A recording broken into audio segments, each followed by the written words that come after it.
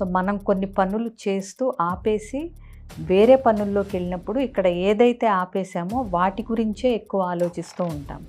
దీన్నే Zeigarnik effect అంటాం. చాలాసార్లు మన డైలీ లైఫ్లో ఈ ఎఫెక్ట్ మనకు తెలియకుండానే మనం వీటిని చూస్తూ ఉంటాం.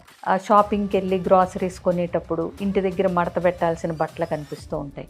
లేదా ఈమెయిల్స్ అన్నీ చెక్ చేసుకుంటున్నప్పుడు 2 మెయిల్స్ చూడకపోతే ఆ 2 మెయిల్స్ చూడలేదనే విషయం ఆ తర్వాత భోంచేసేటప్పుడు కూడా మిమ్మల్ని వెంటాడుతూ ఉంటుంది. సో ఇలాంటి జైగార్నిక్ ఎఫెక్ట్ ఎక్కువ ప్రెషర్లో ఉన్నప్పుడు కానీ, స్ట్రెస్లో ఉన్నప్పుడు కానీ, ఇలా మీరు అన్ఫినిష్డ్ టాస్క్స్ గురించి ఆలోచిస్తూ ఉంటే బర్న్అవుట్కి గురయ్యే అవకాశం ఉంది.